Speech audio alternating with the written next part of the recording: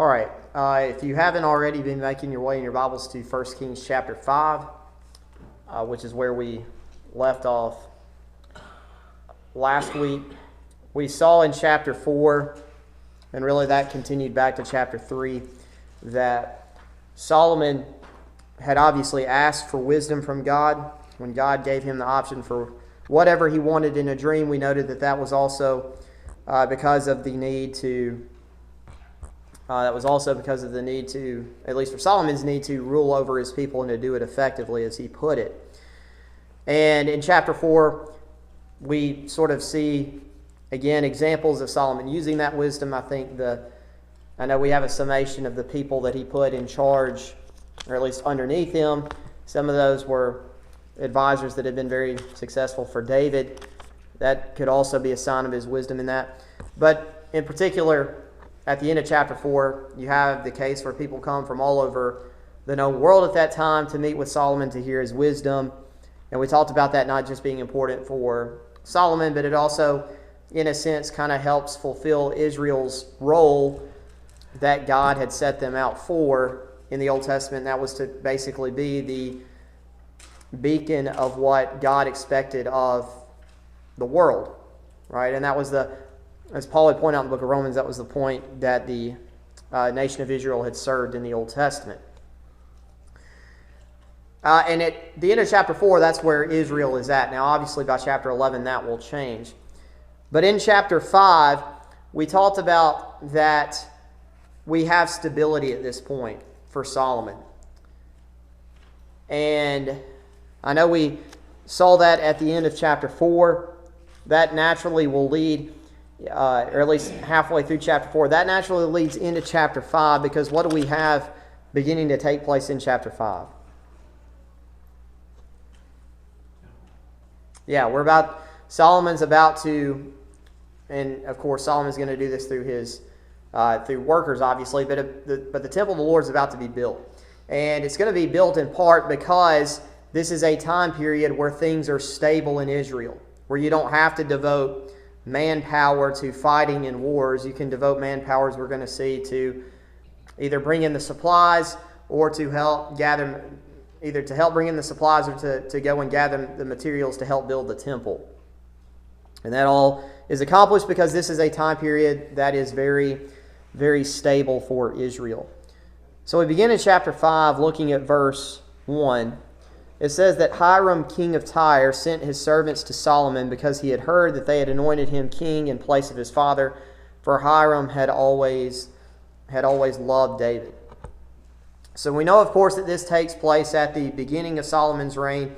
There are other references to this, as we're going to see in this chapter. We are once again introduced to Hiram, king of Tyre. Where have we read about him before, if we recall?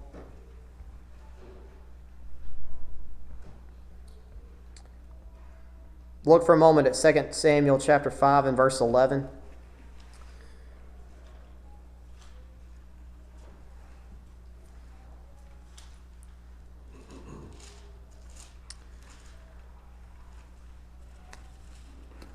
When David was anointed as the king, not over just Hebron and Judah, but also over Israel, as we saw in 2 Samuel chapter 5, one of the first people to basically wish him congratulations, we might could say, was Hiram, the king of Tyre, which more than likely is the same Hiram that's mentioned here. And Hiram, king of Tyre, sent messengers to David and cedar trees, also carpenters and masons who built David a house. And so that was the way that Hiram had congratulated David. And from what we gather is that Hiram and David, basically, as long as David was king, got along pretty well with one another.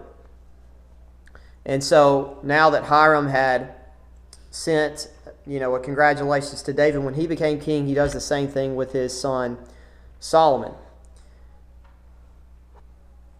Or at least that's basically what's going to happen here in chapter 5. All right, so we return back to 1 Kings chapter 5, now beginning in verse 2. Solomon sent to Hiram, saying, "You know how my father David could not build a house for the name of the Lord his God because of the wars which were fought against him on every side, until the Lord put his foes under the soles of his feet. But now the Lord my God has given me rest on every side. There is neither adversary nor evil occurrence.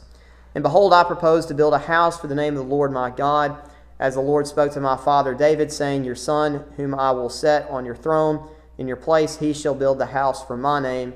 Now therefore command that they cut down cedars for me from Lebanon, and my servants will be with your servants, and I will pay you wages for your servants according to whatever you say. For you know there is none among us who has skill to cut timber like these Sidonians. All right, so what you have in verses 3 and 4 is kind of what we've already mentioned here. Why is it that Solomon can use, at least at this point in time, why can he dedicate this time period to the construction of the temple? It's because you have stability in Israel. When you don't have stability and you're constantly at war, it's not, while you do have to have some individuals behind to take care of things, you have people die in war, they have to be replaced, right? And so people die in war, you have to call in other men to take in their place, if it might be. You don't have the manpower to dedicate time to building a temple if you're constantly at war. That's why Solomon now takes this as an opportunity, because now that the enemies of David have essentially been put under his feet, David has consolidated Israel and made it a powerful nation. Now is the time that Solomon wants to build a house for God, which will be the temple. Now, we do have a reference back to 2 Samuel chapter 7 in verse 5. Again, remember that was in that chapter that David had wanted to build a temple dedicated to God. But of course, God would not allow that. David was a man of war. I think that also is a reference to the fact that there was still some conflict that David had to deal with, as we see in the rest of in the book of 2 Samuel, which would have prevented possibly the building of the temple. And so all that's going to be left to Solomon, who at this point in time doesn't have to deal with any internal or external rebellion. And so, much like Hiram and the city of Tyre had been instrumental in building David a house, which was a very nice house, Solomon's going to rely on Tyre once again to help build a much nicer house for the Lord. Notice in verse 6 that Solomon will send his servants to help out with that. And not only that, he will pay them wages for your servants according to whatever you say. For you know there is none among us who has skill to cut timber like these Sidonians. And in particular, apparently, this is what these people were known for, the people of Sidon. Of course, Tyre and Sidon were two cities that were in a region that we know to be Phoenicia. If you look throughout history, Phoenicia has always been a very important nation in antiquity. Phoenicia, of course, was in a large way a connection between eventually the Greeks and Romans to the Middle East. Phoenicia, of course, also was a trading nation. We'll say more on that in a minute. But apparently, the people of Sidon were known for their ability to cut down trees, and in particular, the large trees of that part of the world.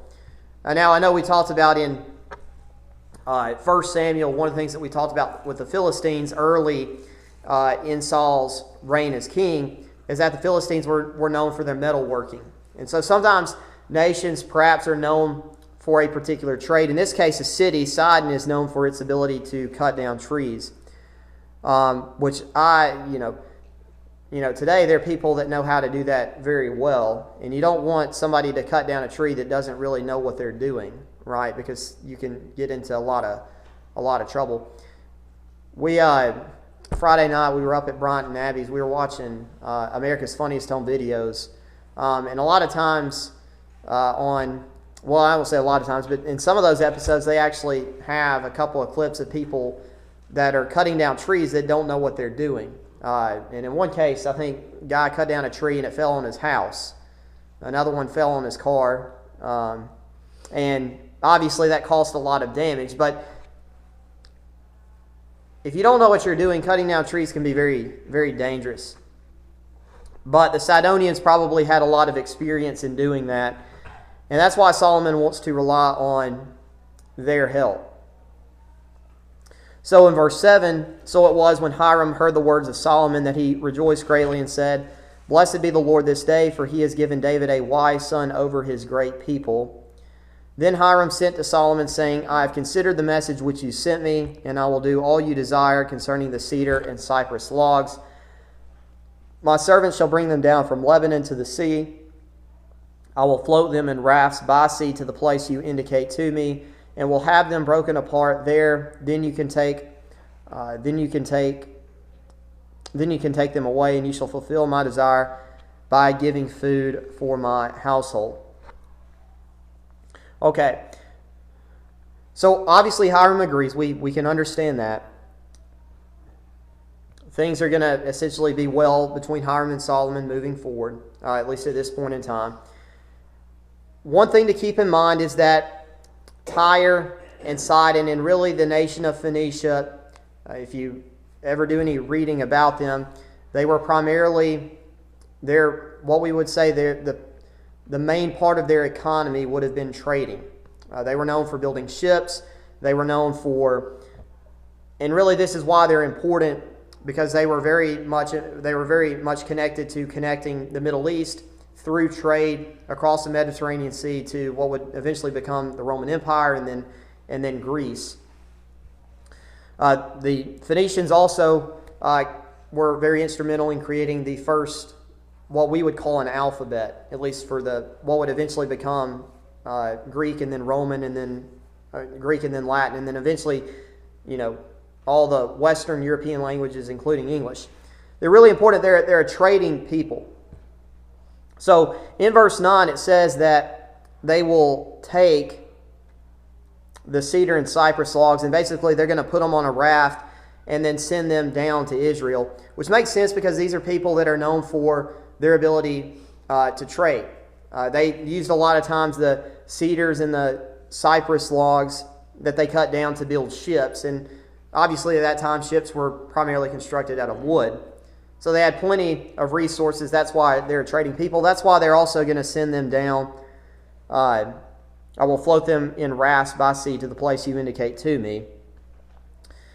And we'll have them broken apart there. Then you can take them away, and you shall fulfill my desire by giving food for my household.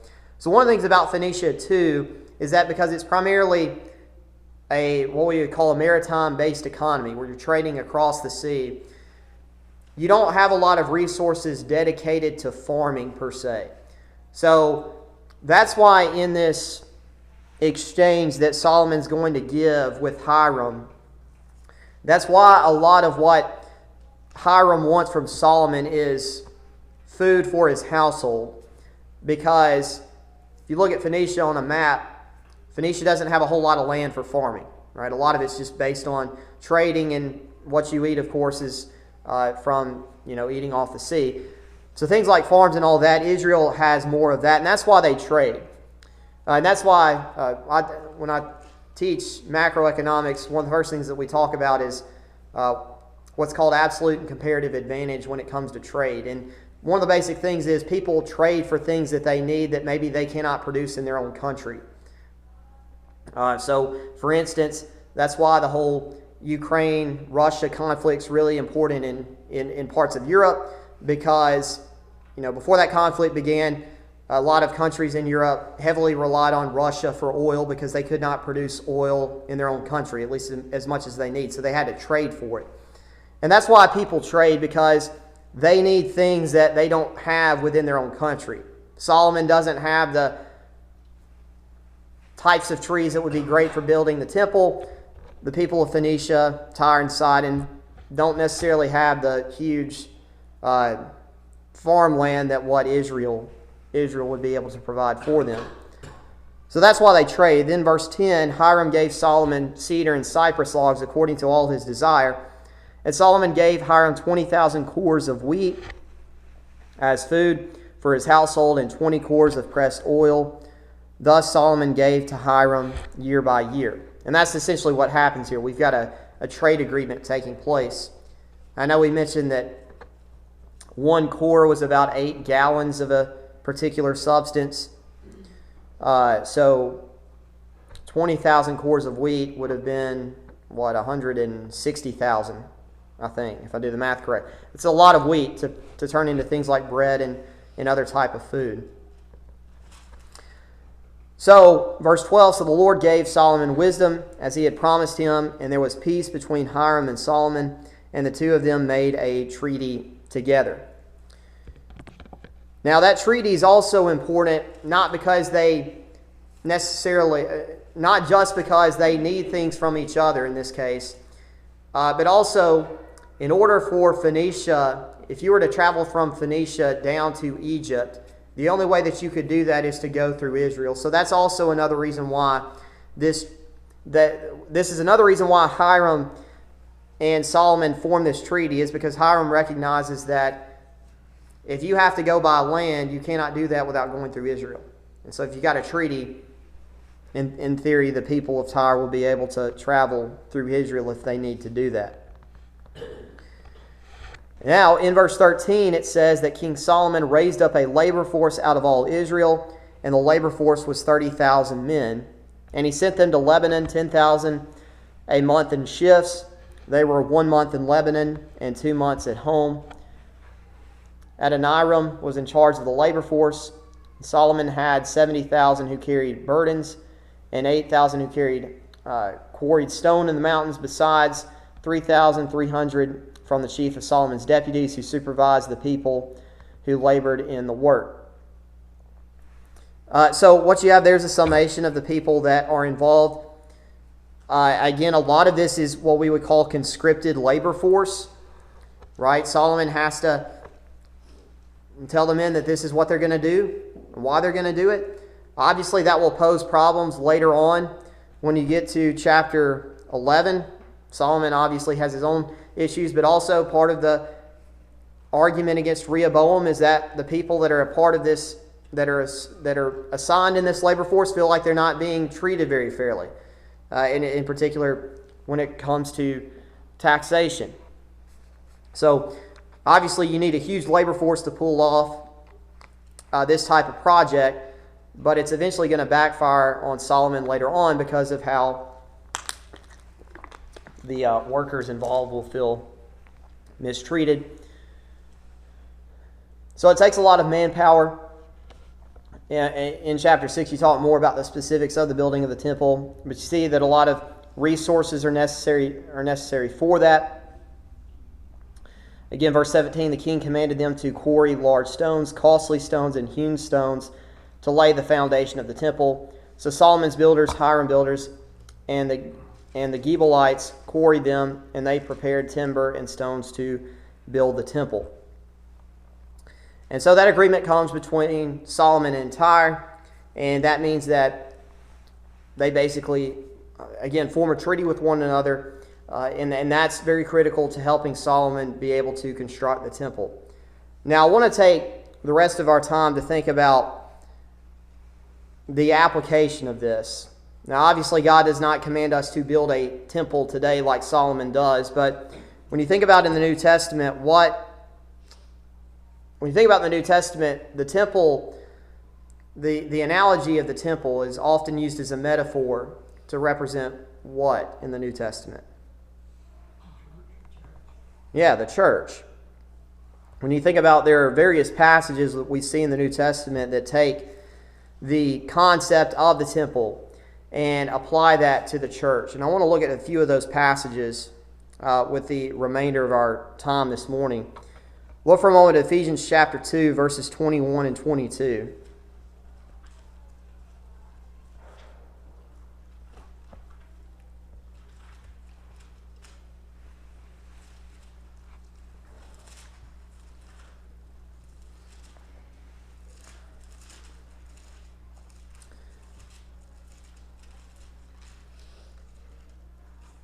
At this point in Ephesians chapter 2, Paul talked about how both Gentile and Jew have been reconciled together and added to the church. And he says in verse 20 that it was built upon the foundation of the apostles and prophets, Christ Jesus himself being the cornerstone, in whom the whole structure being joined together grows into a holy temple in the Lord, in whom you also are being built together into a dwelling place for God by the Spirit. So the New Testament is very clear that when it comes to the temple, right, the Old Testament temple no longer mattered, right, at that point. No longer mattered.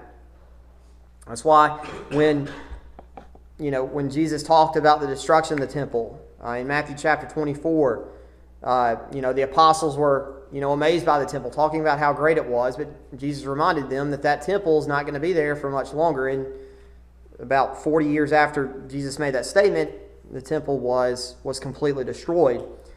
Instead, the focus for the Christian is on us being the temple of the Lord. That also reminds us of thinking about the dedication that Solomon took to build the physical temple for God, right? It wasn't done in haste. It required a lot of resources, required a lot of manpower, it required a lot of goods to trade for the materials. We'll talk about the splendor of the temple in chapter 6 in more detail. There's a lot of work put into that physical temple. But we know, of course, that at the end of the day, what matters to God now and what's much more important than the physical temple is His people, right? Even in the Old Testament, what mattered to God was not necessarily the condition of the temple as much as it was His people. Now, of course, when they returned back to Jerusalem after the Babylonian captivity, of course, they were required to rebuild the temple. But even though the temple was destroyed when the Babylonians captured Judah, God was still concerned about His people. God still had Ezekiel, for instance, who was a prophet, write to His people while they were in Babylonian captivity. And so God has always been concerned about His people. They matter at the end of the day to Him. And that's why the New Testament puts, in part, the emphasis on the people of God being the holy temple in the Lord. Look for a moment at 1 Corinthians chapter 3.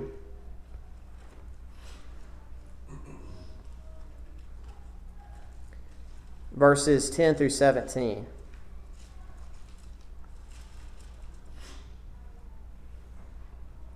Of course, we know that in this letter to the church in Corinth, there was a lot of division. And in chapter 3, Paul had to deal with division about he had to deal with division among Christians that were trying to emphasize who they were baptized by or who they claimed to be followers of.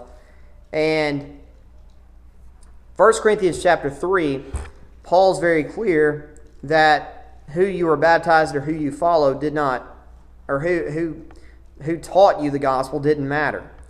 1 Corinthians chapter 3 verse 10 says, according to the grace of God given to me, like a skilled master builder, I laid a foundation, and someone else is building upon it.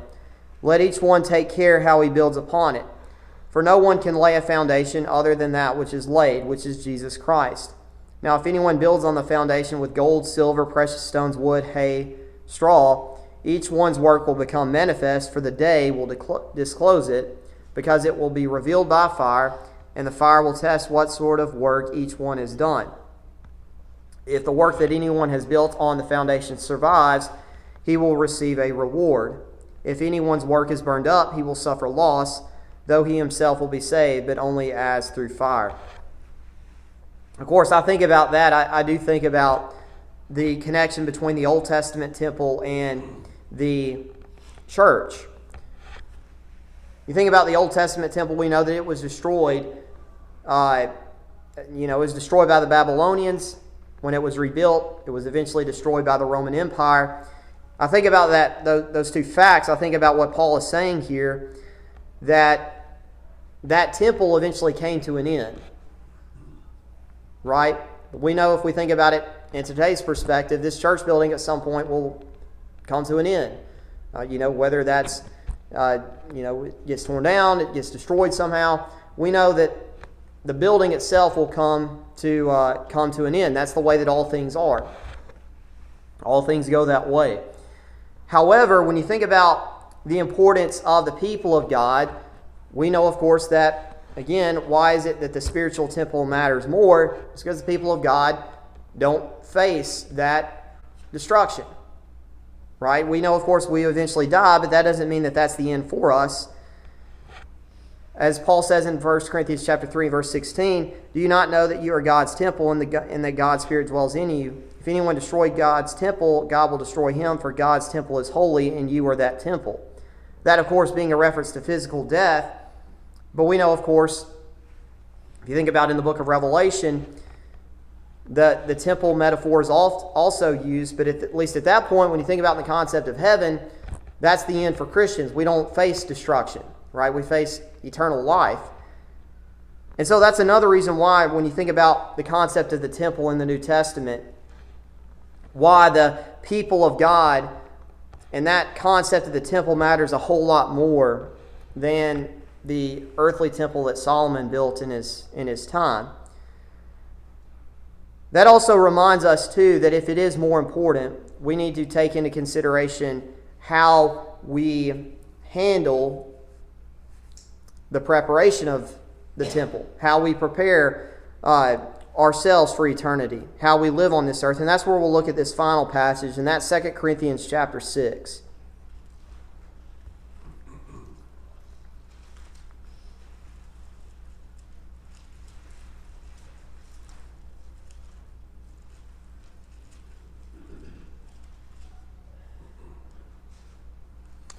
In 2 Corinthians chapter 6, the Apostle Paul says, do not be unequally yoked with unbelievers, for what partnership has righteousness with lawlessness, or what fellowship has light with darkness?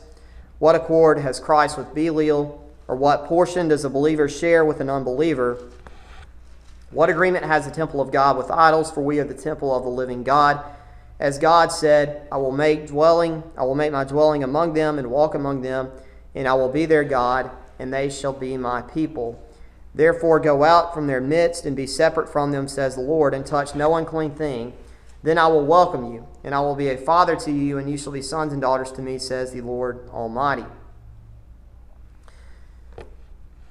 And Paul's point is, if you remind yourself that you are the temple of God, the spiritual temple, then you need to take into strong consideration, essentially, how are you handling the preparation of your soul? Right? How are you handling the preparation of your soul in light of eternity? The Apostle Paul there had to remind the Christians in Corinth, the city that had a very different background than either Judaism or Christianity, had a very different background where there was a lot of different types of wickedness going on, a lot of different types of immorality. And the point that the Apostle Paul is saying here is, you cannot be unequally yoked to them. You cannot let them be an influence on you to the point where you forget that you are the temple of God, that you have a responsibility of preparing yourself, as what's said there in verse 17 is quoted from the Old Testament, that they would go out from their midst and be separate for them and touch no unclean thing.